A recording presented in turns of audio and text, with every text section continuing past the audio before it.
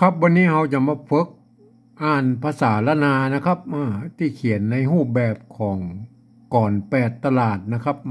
ของสุนทรภู่ครับเพื่อที่จะให้มันมีคนสนใจมาอ่านนะครับก็เราก็ลองมากอยเลยนะครับวันนี้นะครับ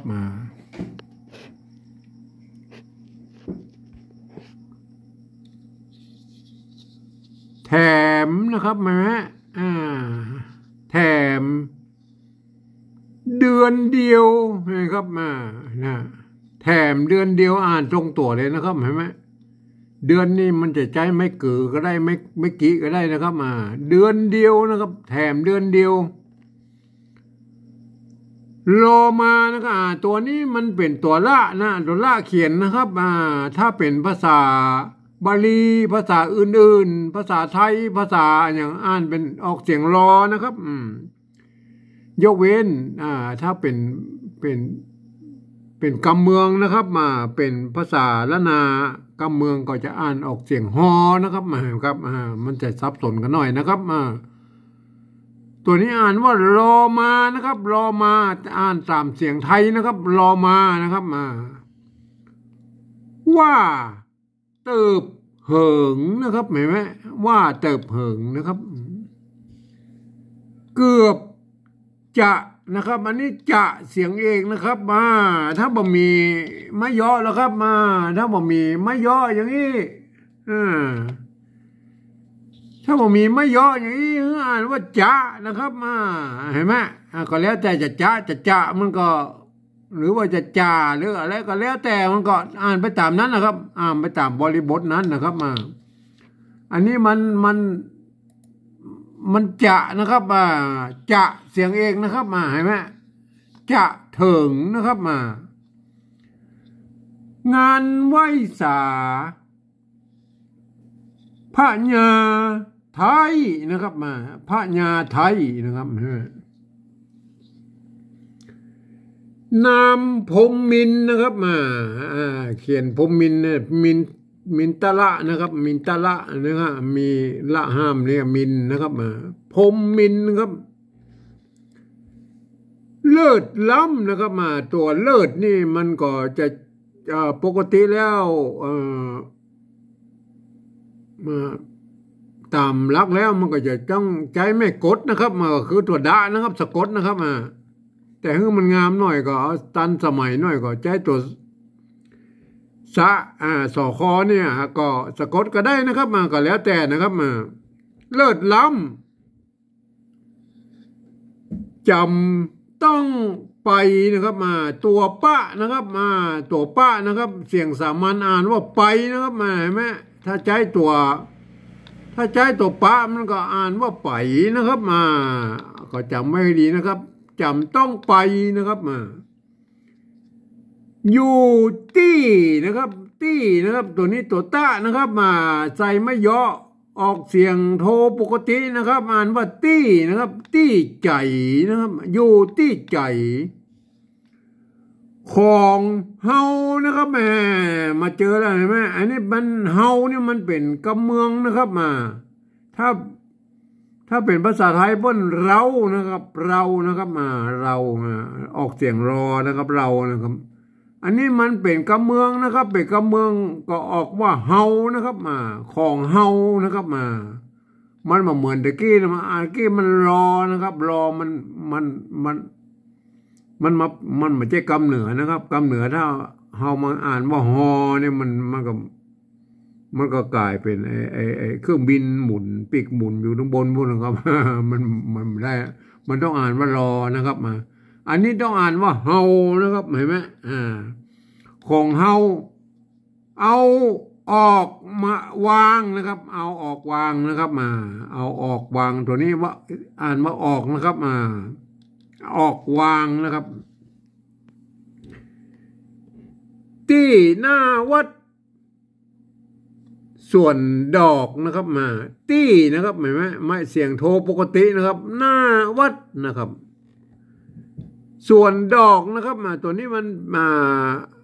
ไม้กักนี่มันก็คือแตนตกกะนะครับ อ่านว่าดอกนะครับอ่านว่าดอกนะครับส่วนดอกบอกฮือเนาะนะครับไม้เกาะนะครับหมายไหมไม้เกาะของละนาป้นเขียนกันอย่างนี้นะครับมันประกอบด้วยไม้โกะกับไม้ก่อนะครับมาผสมกันก็กลายเป็นไม้เกาะนะครับบอกฮือเนาะนะครับเรื่องนะครับอันนี้เรื่องนะครับมันเป็นอันนี้เรื่องนี่มันกำไทยนะครับเมื่อกำไทยแล้วเราก็จะต้องออกเป็นเสียงรอเรือนะครับเรื่องจำเพาะนะครับเพาะนะครับตัวนี้ตัวเพาะนะครับตัวพอออกเสียงพอของละนาจริงๆคือตัวพะตัวนี้นะครับมันไม่ใช่ตัวป้านะครับตัวป้านั่นละโฮงนะมันถึงออกเสียงพอนะครับป้าละโฮงนะครับถ้าป้าประเดี๋ยวมันออกเสียงปอนะครับตัวป้าเดี๋ยวจะเจอแล้วนะเดี๋ยวจะเจอคำว่าป้านะครับตัวป้านะครับเรื่องจำเพาะนะครับกวนก้านะครับตัวนี้มันตัวก้านะครับไม่ใช่ควรค่าไม่ใช่นะครับปานนั้นมันเทียบมาเป็นภาษาปริวัติแบบที่สองมาได้ว่าควรค่านะแต่เวลาเขาอ่านแต่แล้วต้องอ่านว่ากวนก้านะครับกวนก้านะครับบาจืดจางนะครับบาจืดจางนะครับตัวนี้ตัวปะละโฮงนะครับตัวปะละโฮงปะใส่ละโฮงนะครับไม่ใช่ว่าออกเปิ้นฮื้อตามรักภาษาละนาแล้วคืออ่านออกเสียงเป็นตัวทัดไปนะครับคือปะพะมะนะครับปะพะนะครับต้องอ่านเป็นพะนะครับเป็นอ่านเป็นตัวทัดไปนะครับอ่านเป็นพะนะครับพะกวดนะครับพะกวดข้าวนะครับตัวก้าละโฮงนะครับก้าละโฮงต้องอ่านเป็นตัวทัดไปนะครับก็คือตัวข้านะครับกะขาก้าข้างะนะครับกะข้านะครับก้าแล้วก็ข้านะครับต้องอ่านเป็นตัวทัดไปนะคือตัวข้านะครับก้าละโฮงนะครับก้าละโฮงเห็นไหมอ่านเป็นเสียงคอนะครับพระกวดข้าวอันนี้อ่านเป็นกะนะครับกะลงนะครับเห็นไหมตัวมันมีไม้เอกหรือไม้ย่อเนี่ยนะครับอ่านว่ากะเสียงจัตวานะครับ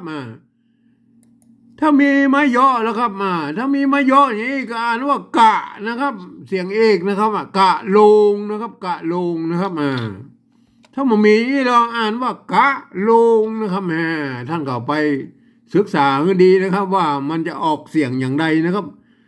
กะลงนะครับส่งนำต่างส่งนำต่างแสนเลือนลางนะครับเห็นไหมอันนี้เลือนเนี่ยมันจะใจไม่กือก็ได้นะครับไม่กี้ก็ได้นะครับเลือนนะครับ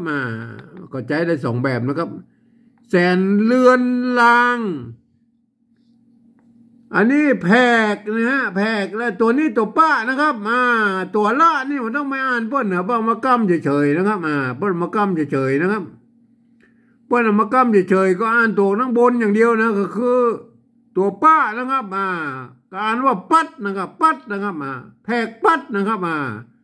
ไม่ใช่แพกพัดนะครับพัดนะครับไม่ใช่แพกพัดนะแพกปัดนะครับแพกปัดตัวล่านี่มันต้องมายุ่งบ่มันต้องมาอ่านบ่ป้นเขียนไว้ประดับไว้งามๆมาได้นะครับแพกปัดคัดตัวเมืองนะครับคัดตัวเมืองนะครับ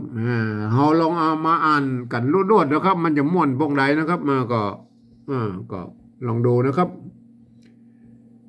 แถมเดือนเดียวรอมาว่าเติบเหิง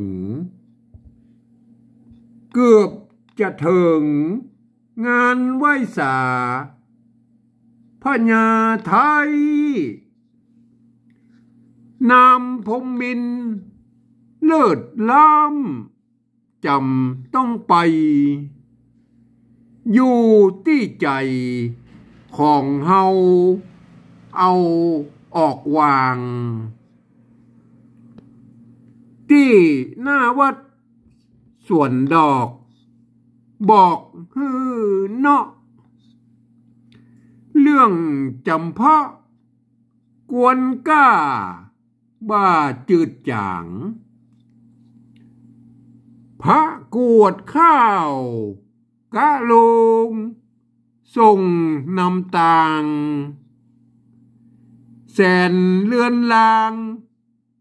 แผกปัดคัดตัวเมืองนะครับท่านก็ลองเอาไปศึกษานะครับ วิธีเขาเขียนอย่างไรอ่านอย่างไรนะครับ เขียนหลักการเขียนเพื่อนเขียนอย่างไรหลักการอ่านมันก็จะต้องอ่านตามนั้นนะครับก็ลองเอาไปศึกษาดูนะครับ